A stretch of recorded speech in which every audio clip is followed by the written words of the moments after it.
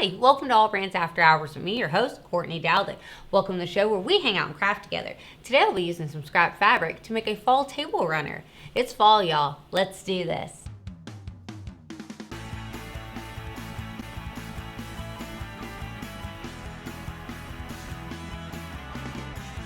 It's already fall. How did it get here so soon? I'm in a sweater. It's cooling down outside, mostly because we have a hurricane coming tonight.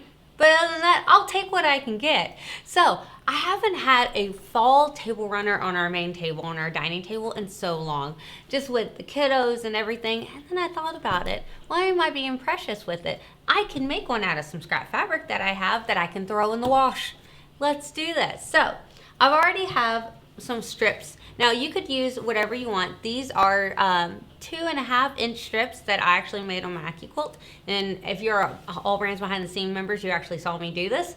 But I usually go to my Quilt. It's an Quilt Big, and then I have the Quilt Go, and then the Quilt Big. One's electric, one's not. One's a hand crank. I recommend the electric one. But the only reason I ever use it is to cut out my strips. Now, if you don't have one of those, you can get like a jelly roll pack. I'll pop some on the screen. Those are great. They're already measured. Now, Courtney, why does it need to be a 2.5 inch strip? Now, it depends on what kind you want to do. Today, I'm going to be making what they call a log cabin. It's a log cabin quilt, but I'm going to make it into a table runner, and those are strips. So the reason we do a 2.5 is because we actually want the 2 inch. Because think, the half is the 2/4 inch seam allowances that are on both sides. So you could totally make this whatever size you want to. You could start off with whatever you want to. I personally usually start off with a 12.5 by 12.5 square in the middle, and I build off of that. But it is completely what you want to do. It's very customizable. Now, to start my table runner, what I'm going to do is I'm actually going to take some batting. So I have way too much batting here. Actually, I might be bad and leave it doubled up, because then it's fluffier. I might do that. And this is just some regular warm and natural batting. So I have that here, and I'm gonna take my backing fabric and I'm gonna go ahead and put it on there. So that way, when I'm piecing my quilt block at the top, this is already down on the back. So this is usually the first step that I do, is I take this and just put there. Now, of course, you could piece a whole background of it, but I don't, because it's going to be on my table. Like, you're not going to see this part. And you can pin it if you want. I feel like it holds well enough that I don't have to, especially once I get it on my machine and there's a few little stitches in it. I'm totally okay. There we go. Ooh, she's big. We've got a big old table runner. And then I find the center of it, where I want to start my my quilt block, my log cabin quilt. My brain's not working. So I think my center is about here, and you could iron this to make a seam if you wanted to. It's 100% up to you. But I am actually going to take a Sharpie and I'm going to mark it. All right. Because you won't be able to see this. Boop, boop. Okay. If you had a friction pin, that would be great too. All right. So now I've got my center. I'm just going to eyeball that. And now I know where I can start from. So I'm pulling up the sleeves. That you know I'm getting serious when I'm pulling up the sleeves. So I'm going to take my fabric scissors right here, and then I'm going to take my first block, which I think in this case I want it to be this really pretty fabric. It has little pumpkins on it. It's so cute. All right, so what I'm going to do is I'm actually going to take this fabric like this. And remember, let me start with this piece. I want a block that is 2.5 by 2.5. So I could take out my roller and properly do that. Or I could just lay this one on top of it, like here. That is the 2.5, and then I could just take my scissors and cut. Which is probably what I usually do. But it's pretty good. All right, so now we have our first little block right here. So 2.5 by 2.5 block, and I'm gonna put him right in the center, like that. Cute, cute, cute, cute. Now, what you could do is you could go around and sew around him if you wanted to, just to go ahead and put those stitches and lock him down. But I usually leave him a little free hanging, because what I'm going to do is I'm going to take my next piece right here. So this is the right side of my fabric, this is the wrong side of my fabric, and I'm going to lay it like this. So right over that other block. So see, that one's right under here, like that, and then I'm going to actually stitch down here. Now, of Courtney, you've got a big giant piece what are you gonna do? Well, this is when I go back and I take my scissors and I'll just cut this off. Now you could even, and I do this a lot, you could even fold it in half if you wanted to, and then just cut it like that. But this saves you a few seconds from having to measure stuff out because they're all 2.5 inch squares.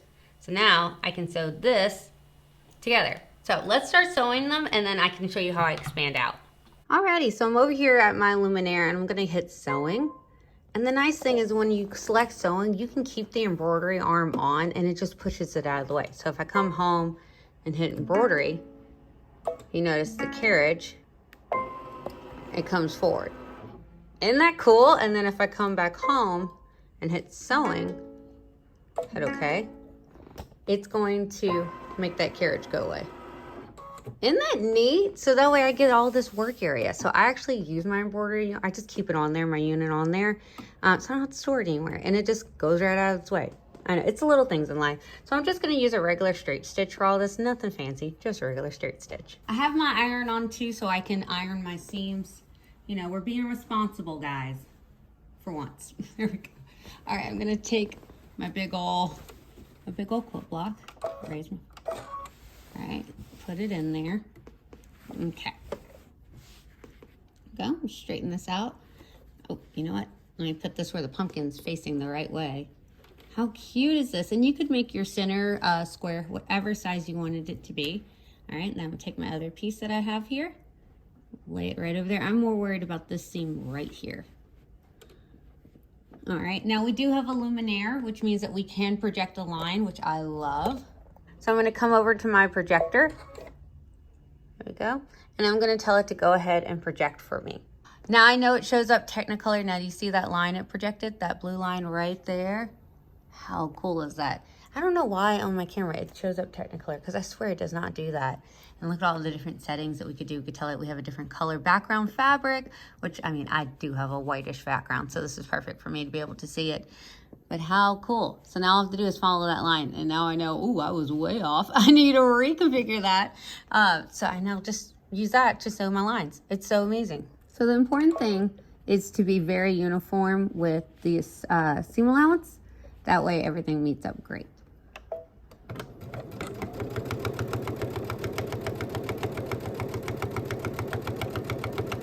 Fabulous. All right. Now, I love the projector, but I know it's doing Technicolor for you guys, so I am going to turn it off. I'm so sad because I love it, but I don't want you to have to stare at Technicolor. I mean, maybe you like that. I'm going to cut my thread, pick up my foot. All right, so now the cool part, look at that, beautiful. I'm going to open this up like this and then take my iron and I just go boop, boop, boop, like that, real fast. And then it lays it down beautifully. And then I can get my next piece and keep kneading it up. So I have all my fabric pieces just kind of laid out right here, just nearby. And then that way I can just grab them very quickly. So I don't really have a color scheme of what I want to do. But usually what I do is I'll start going clockwise. So most of the time I start at the bottom. I'm actually really surprised I started right here. And then I'll just keep going around and around. So you'll see what I mean. All right, let's grab our next one. All right, and let's use this one. I like this one. All right, so we're gonna face right sides together. If you wanna sew then cut, or if you wanna cut then sew, it's 100% up to you. I usually do this and then I just sew it. So I'm gonna spin it like this. I'm gonna go ahead and fold in my sides a little bit just to make them easier to move. And then I can unfold them as we go.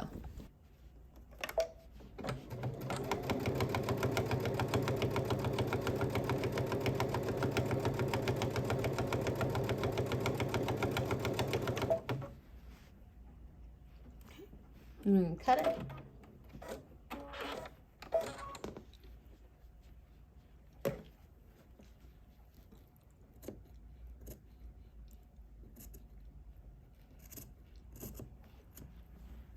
All right, gorgeous. And now we can take that, open it up like this, and then just iron that down. Gorgeous. All right, let's take the next one. This one. All right, pop her right here. Right sides together again. Tail off if you want. There we go. So I'm just gonna spin her around. And usually if you're doing a quilt block, it's not this big. This is because I'm doing a table runner. All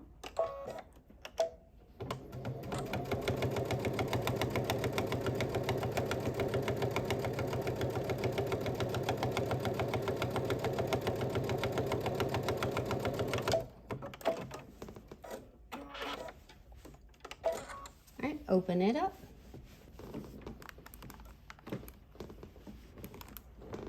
All right, next one. This gorgeous orange. Spin.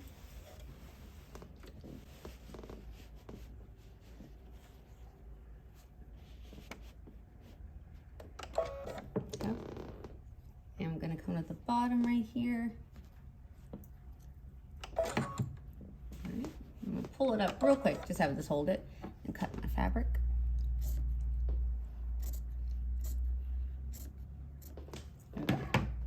How easy is this, right?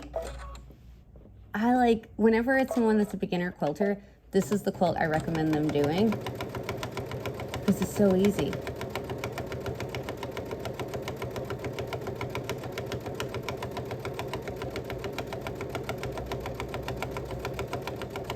Okay.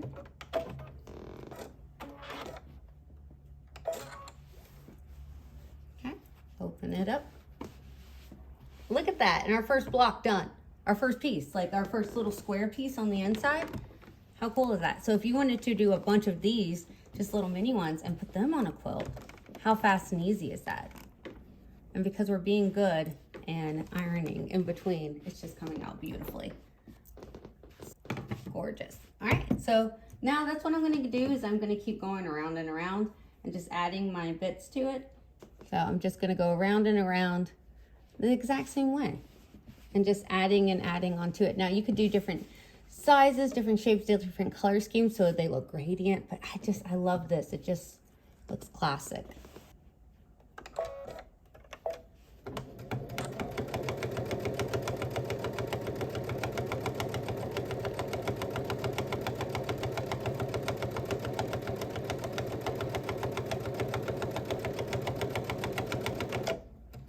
Now I'm not going to make you watch me do each of these in slow motion. I am going to speed this up for you and my own sanity. I love you enough to do that. So let's time lapse this.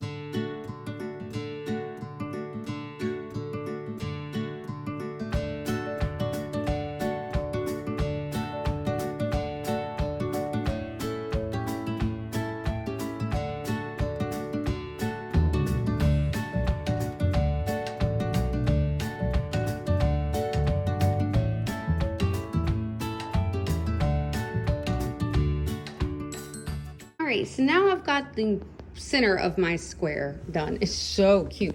But now we've gotten to the point where I can't put any more at the end. So I can't put another block down here at the end. So what do I do to make it long enough to be a table runner? What I'm going to do is start putting these strips down in staggering colors, so how they would have been if I had kept going. And then I'm going to sew them out. So I went ahead and I did it on this side. So that way there's my original block. And then it goes out to these pretty colors. So I'm gonna finish that on this side. And then after that, I want to put an embellishment on it. So we're gonna jump over to my ScanNCut. All right, so I'm gonna go to pattern right here, because I know right here is where my holiday designs live. So there's tons of different holiday ones, but the one that I want is this pumpkin right here. So I am gonna up his size because I think I would like my pumpkin to be about a 5.5 in height. I have a pretty big table runner, and I do want him to be a decent little accent on it. Perfect. All right, I'm gonna hit okay. And then I don't want the jack-o'-lantern part, so I'm just gonna select the pumpkin part, and then I'll be able to come back and get my little stem. So let's hit okay. Perfect, hit set, great. And I'm gonna go ahead and hit add, come back and grab my stem, hit okay, set. And then that way I can pull it to the bottom of my screen right there, so I can go ahead and just cut them both out at once. How cool is that? All right, I'm just pull it a little from the edge, hit okay. Please select cut. And there it goes. Today I'm going to use my thin fabric blade to be able to cut it out. And if you guys are like, Courtney, this looks so much different than your setup, it is. I'm in the retail store. My ScanNCut is actually still at the event we just did, and I haven't gotten it back yet, so I am using theirs. Now, I did pre-treat this fabric with a Heat and Bond Ultra. Courtney, why did you select a Heat and Bond Ultra? Because this is probably not going to get any stitches on it, this little pumpkin, once I put it on there. So I need to make sure that it's holding on there as well as it possibly can. So I've loaded in my mat, and both pieces have the Heat and Bond Ultra, so I've just put them at different sections of my mat, and I'm gonna go ahead and hit start. All right, and what she's gonna do, she's gonna come down, check that thickness, and be able to cut out both pieces. I like to do fabric side down on a fabric mat. It is up to you what you prefer. Tons of people have different methods, but I'm more worried about this fabric than I am about this Heat and Bond Ultra on there. It's personal preference. All right, there she goes. Look at how perfectly it just does that little bits for my pumpkin. I love that. Now, if you see right here, I've got it like double layered. It's okay. That's not anywhere. It's near it where it's cutting. You can't tell it's cutting over there, and then it'll cut down here at this bottom. All right, so both pieces are done. All I have to do is tear that off, and it leaves that little spot. Little piece right there. Just pull this off very carefully. How cool is that? So now I have that piece, and I'll get my pumpkin. Now, I did treat another piece of fabric right here, because I thought it'd be really cool to put like a D in the middle of this for my last name. How cute would that be, and personalized out of this beautiful fabric. So I'm just gonna go ahead and hit finish because I wanna get back to this screen because I would like to leave my pumpkin on there. I am gonna delete out my stem because when I bring in my D, so I'm gonna hit okay, add, pattern, go back to my fonts and select a D that I like. That way I can see it proportionally. I think I like this one. Select a D, hit okay, set. And now I can select that D, edit, object edit, and resize it, and I can tell how big it will be inside of my pumpkin proportionally. And then I can delete out my pumpkin. So I'm gonna up that size. Oh, I could even lock it and make the D wider. How cute is that? If I did that, that would be great. Okay, so I love that. I'm gonna select the outer part so that pumpkin, delete him out now, take that D, and now I can take my fabric, put it down on my mat like this. There we go. Now, something I do wanna remind you that something directional like this, our pumpkin didn't matter, but something directional like this, I do wanna hit object edit, and I do wanna flip it. So that way, because I am cutting my fabric, you know, technically backwards because it's fabric side down because I have that Heat and Bond Ultra on there. So I want to do that. It was just literally a click of the button, hit okay, please select, and I want to cut. All right, hit start. There it goes.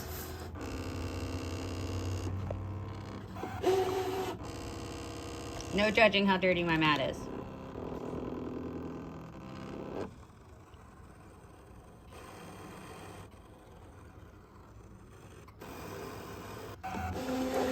All right, there it goes. All right, I'm gonna hit okay, unload my mat, bring her over here. I should be good and use my spatula, but I'm too excited. Beautiful, so now, how cute would that be? And then the little stem. Oh my goodness, on my table run. Okay, I'm excited, let's go put it on there. Oh my goodness. How cool. The colors are not coming out properly on camera. Oh my goodness. So we have the green background, and yes, I need to cut all my little stitches. I'm sure you could see them. I'm sure you guys are looking at, you're zooming in. I'm just kidding. How beautiful. Okay, so I have my pieces that I did cut out on my ScanNCut. Let me scoot you over here. The idea is I wanted it over here in the corner area. So I was gonna put it like that. How cute, just like on the side, like at an angle or something with the little D in the middle and then his little stem. Like how cute is that? Because I could put it in the middle and that would have been cute too. But I feel like I shouldn't have done that close of orange. You see how like it's blending with itself? Yeah, I don't like that. So I could have done it in the center, but I think right here on the side would be really cute. And then it's not near that orange. That orange is throwing me. All right, so yes, I haven't done my binding yet. yes, I'm going to sooner or later doing it. It's not this moment.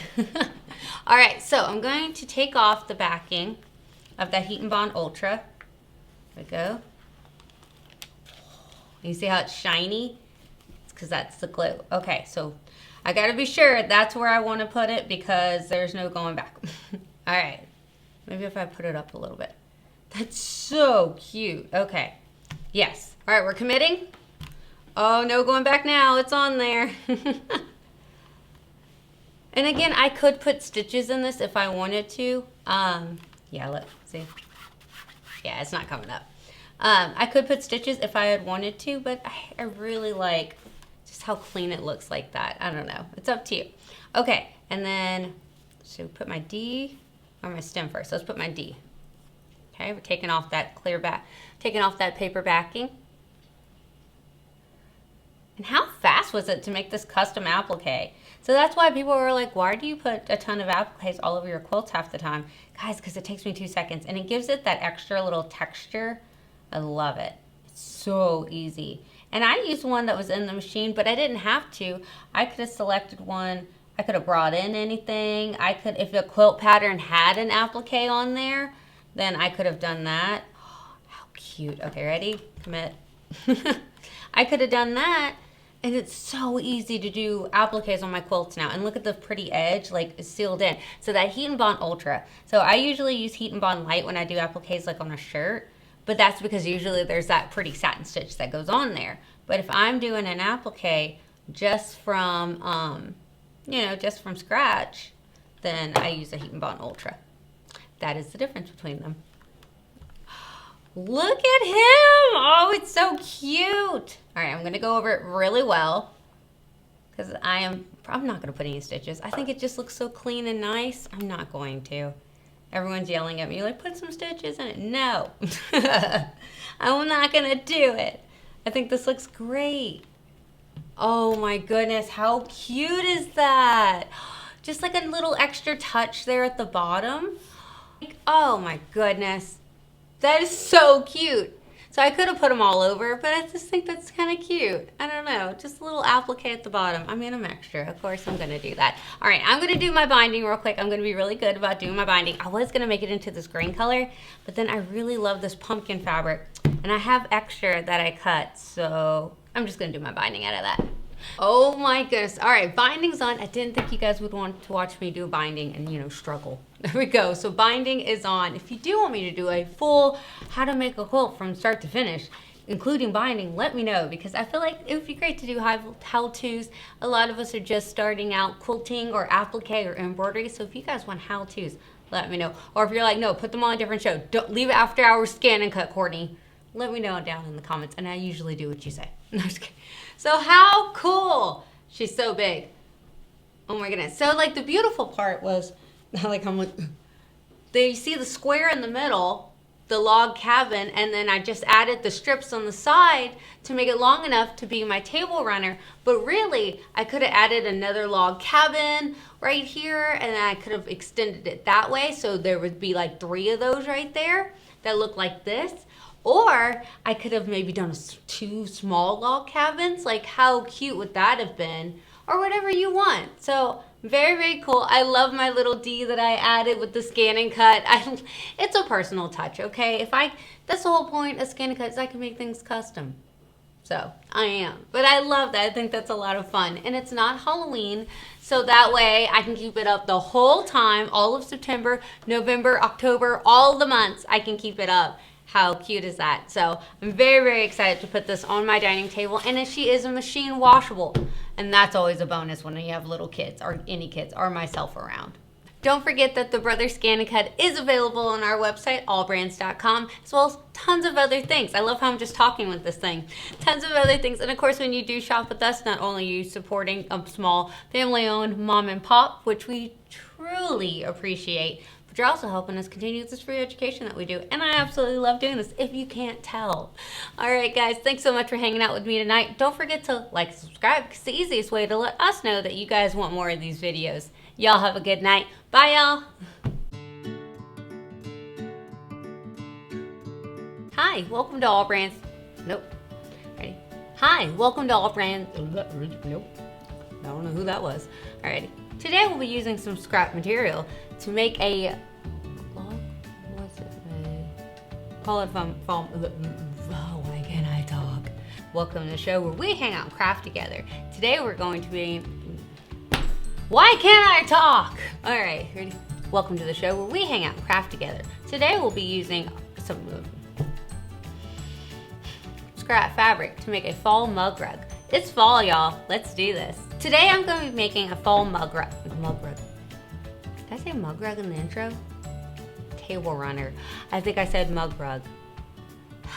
Can't we believe it's fall? We're ready. I'm in a sweater. It's still hot outside. Actually, today we're getting a hurricane. So this video is going to be quick. No, I'm just kidding. I'm fine.